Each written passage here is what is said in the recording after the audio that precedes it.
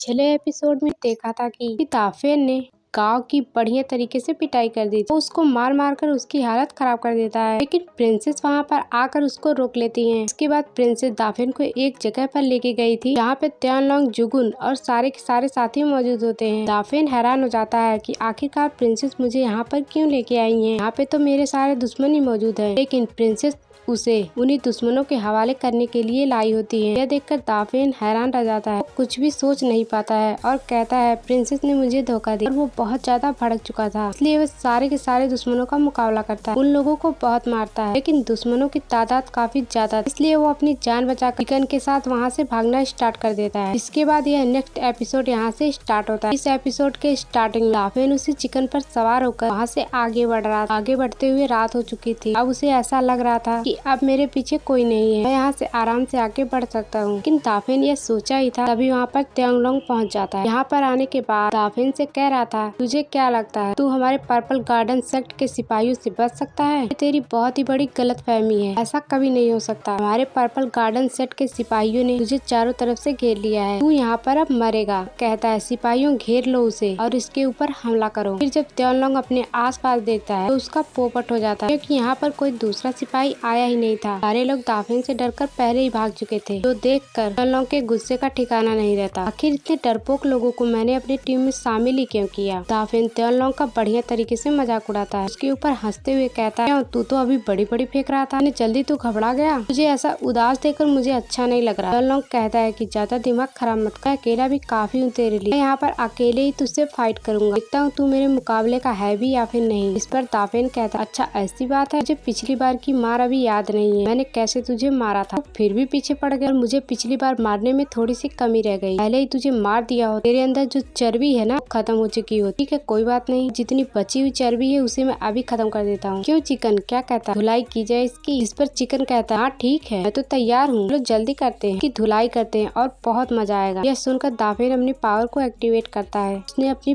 Power को काफी ज्यादा एक्टिवेट कर लिया था ताकि वो त्यांगलोंग के साथ फाइट कर सके। त्यांगलोंग से कह रहा था कि तू मरेगा, तो यहाँ पर किसी भी तरह मरेगा, मेरी जान क्यों न चली जाए। तो वो अपनी पावर का इस्तेमाल करके इसी तरह की मिस्टीरियस टेक्निक का इस्तेमाल करता। उसने अपनी बहुत बड़ी स्वॉर्ड को अचानक से दाफेन की तरफ फेंक दिया था। स्वॉर्ड दाफेन के पेट के अंदर ही घुस जाती, लेकिन इस चीज से भी त्यांगलोंग की हालत खराब हो चुकी थी, क्योंकि स्वॉर्ड लगने के बाद दाफेन को कुछ हुआ ही नहीं था, बिल्कुल वैसा ही खड़ा, मानो कि उसको कुछ हुआ ही ना। त्यांगलोंग को समझ ही नहीं आ रहा ये कैसे हुआ, स्वॉर्ड अंदर घुसने के बाद भी ये कैसे शांति से खड़ा है। दाफेन कहता है मुझे क्या लगता है मेरी बॉडी जो है वो मामूली बॉडी है, मेरी बॉडी एक बाजरा बॉडी, जो कि बहुत ज्यादा हाई लेवल की मानी जाती है, इससे छोटे मोटे अटैक का कोई फर्क नहीं पड़ेगा। इस पे त्यांगलोंग कहता है ठीक है, अगर ऐसे अटैक नहीं होता तो मैं दूसरा अटैक करके दिखाता हूँ, लेकिन तुझे तो मार कर ही रहूंगा। अपना वापस से एक और अटैक घसीट के दाफेन को मारता है, लेकिन उसका अटैक दाफेन को लग पाता, इससे पहले दाफेन एक ही हाथ का उल्टे घसीट के मारता है। त्यांगलोंग उड़कर दूर फेंका चुका था, अब उसकी हालत खराब हो जाती है, लेकिन दाफेन उसको ढंग से सांस लेने का मौका भी नहीं देता, ढंग से वहाँ पर खड़ा भी नहीं हो पाया था। दाफेन दूसरा पंच लेकर त्यांगलोंग को पूरी ताकत से मार देता है। ये वाला पंच त्यांगलोंग को इतना तेजी से लग गया था कि उसको खून की उल्टी हो जाती है, उसकी पूरी बॉडी हिल गई थी। दाफेन कहता है क्यों क्या हुआ, तू तो इतने में ही डर गया, मैंने तो अभी ढंग से शुरुआत भी नहीं की, मैं तुझे और मजा चखाता। लेकिन जैसे ही एक और अटैक त्यांगलोंग के ऊपर करने वाला था, त्यांगलोंग यहाँ से भाग जाता है। वो जितने गुस्से में आया था उतना ही डर कर और मार खा के चला गया। दाफेन को गुस्सा आ जाता है, जब भी मैं किसी की जान लेने वाला होता हूँ वो अपनी जान बचाकर भाग जाता है, अभी तक मैंने किसी को नहीं मारा है, ना जाने कब वो दिन आएगा जब मैं किसी की जान ले लूंगा। तो चिकन से कहता है जा जल्दी से और त्यांगलोंग को पकड़ के लेकर आ, मैं उसको यहाँ पर जान से मारना चाहता हूँ। लेकिन चिकन तो उल्टे पैर ही रिटर्न भागने लगता है, कहीं ये दाफेन मुझ पे ही ना हमला कर, मुझे दाफेन के साथ नहीं रहना, मुझे वो मेरी बुद्धा टेक्निक वाली किताब मिल गई, मैं उसको लेकर भाग जाता हूँ, ना हर टाइम मुझसे मजदूरी कराता रहेगा और जहाँ समझ में आए मुझे वहाँ भेज देगा। लेकिन जैसे वो भाग रहा था दाफेन उससे कहता तू भी मुझे धोखा देने की सोच रहा है, जा भाग जा, इतना दूर हो सकता है उतना दूर भाग, लेकिन तेरी बुद्धा टेक्निक वाली किताब तो मेरे पास ही है। दाफेन ने उससे वो बुद्धा टेक्निक की किताब पहले ही चुरा ली। किताब में से वो एक टेक्निक पढ़ को बता रहा होता है कि इस किताब के अंदर एक टेक्निक लिखी हुई है, उसके हिसाब से अगर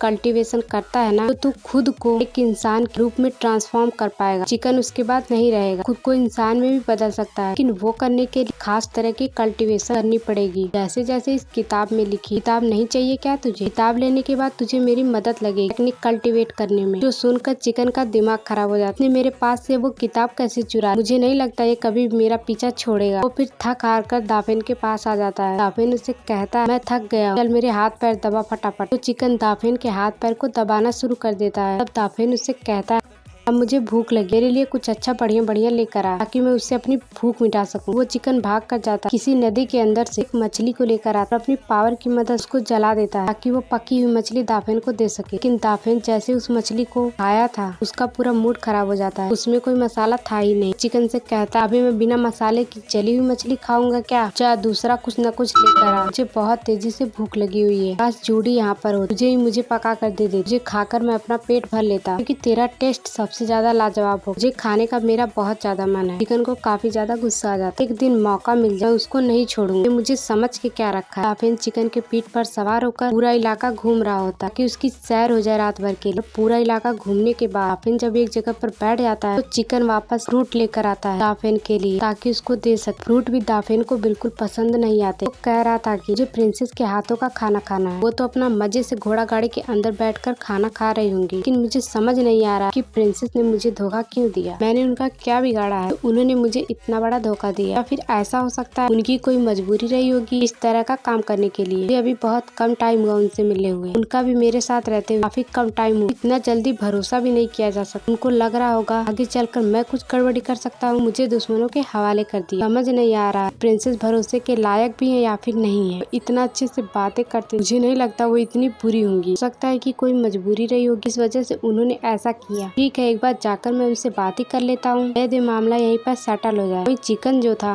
कह रहा था, हाँ तुम्हें भरोसा करना चाहिए, अगली बार कहता है तुम्हें भरोसा नहीं करना चाहिए। वो और भी ज्यादा दाफिन को कंफ्यूज करते जा रहा था। तो दाफिन कहता है, तेरे पास कोई एक भी फैसला है क्या? चिकन तू तो दो चीज बोलता है, एक बार हाँ भी बोलेगा, एक बार ना भी बोलेगा। कोई एक चीज बोल वरना मैं तुझे बहुत मारूंगा। उसके बाद दाफिन चिकन के ऊपर कूद कर उसकी पिटाई कर देता है। दूसरी तरफ हम प्रिंसेस को देखते, वो अकेले बैठ कर खाना खा रही थी और ना ही पानी पी रही। वो एकदम दुखी हो गई होती। वो हर टाइम पर दाफिन को याद कर रही थी, सोच रही थी कि क्या दाफिन मेरी बात समझा होगा या फिर मुझे बुरा ही समझ रहा होगा। अभी मैं उससे मिलती थी, कितना अच्छे से मेरे सामने आता था, बहुत ही प्यारी यादें उससे जुड़ी हुई, लेकिन शायद ऐसा लगता सब कुछ खत्म हो गया। लेकिन इसमें दाफिन की कोई गलती नहीं, मैंने इस तरह से उसे फंसा दिया था। तो इतने जल्दी कोई भी भरोसा नहीं कर पाएगा। तो बस ये कहना चाहती हूँ, जहाँ पर भी रहो एकदम अच्छे से रहो। मुझे पता था कि ये फालतू लोग तुम्हारा कुछ नहीं बिगाड़ पाएंगे, इसलिए मैंने तुम्हें उनके हवाले कर दी। उनके चुंगल से आसानी से बच सकते हो, मुझे तुम पहुँचाने का कोई इरादा नहीं था। दाफिन के बारे में सोच ही रही थी कि तभी दाफिन वहाँ पर पहुँच जाता है। उसको देखकर प्रिंसेस बहुत ज्यादा खुश हो चुकी थी। वो दाफिन से कहती, तुम वापस आ गए, तुम मुझसे नाराज नहीं हो, मैंने तुम्हारे साथ। तो दाफिन कहता है, इसमें नाराजगी की क्या बात? शायद मैं ही बेवकूफ उस टाइम आपकी बात समझ नहीं पाया, लेकिन अब मुझे पता चल चुका है कि आपकी कोई मजबूरी रही होगी, तभी आपने ऐसा किया, ना आप मुझे कभी नुकसान पहुँचाने के बारे में नहीं सोच सकते। दाफिन को वहाँ पर बहुत बढ़िया खाने की खुशबू आ रही थी। टेबल पर बैठ आराम से खाना खाना शुरू कर देता है। प्रिंसेस भी उसके साथ बैठ जाती है और उसको अच्छे से बताने लगती है आखिर उन्होंने उसको धोखा क्यों दिया। वो बताती है कि जो पर्पल गार्डन सेक्ट है ना, उसकी जो रानी है उसका नाम है एम्प्रेस नूवो, बहुत ही ज्यादा पावरफुल है। उसके जो सिपाही है वो आंख बंद कर उसके ऊपर भरोसा करते, पहले दुश्मनों को मार दे, उसके बाद जाकर तियान से परमिशन लेंगे हमें किसी दुश्मन को मारना था या नहीं मारना। इतना आंख बंद कर वो त्यानबू के ऊपर भरोसा करता। और त्यानबू का जो हस्बैंड था उसकी रॉयल फैमिली हुआ करती थी, वो रॉयल फैमिली से आता था। उसी रॉयल फैमिली के डिसेंडेंट हमारी फैमिली आती है, मतलब कि हमारे पूर्वज थे उसी रॉयल फैमिली से। एक हिसाब से हम इसी पर्पल गार्डन सेक्ट का एक पार्ट हुए। पर्पल गार्डन सेक्ट में मेरी एक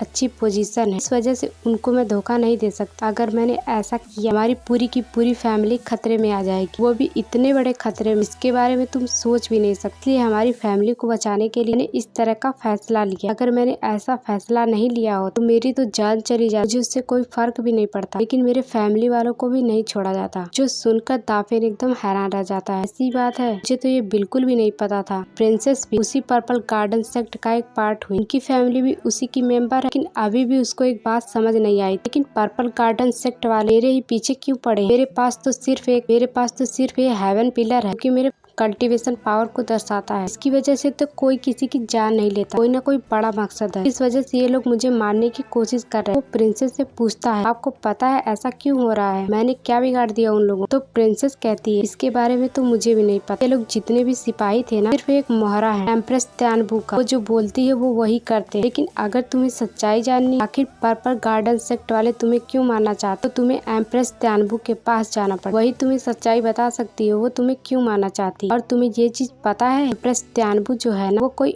और नहीं बल्कि किंजॉ भी है, तुम्हारी वही बहन जिसको ढूंढने के लिए तुम यहाँ पर आए हुए हो। ताफेन यह सुन करके हैरान हो जाता है। यह एपिसोड यहीं पर एंड हो जाता है।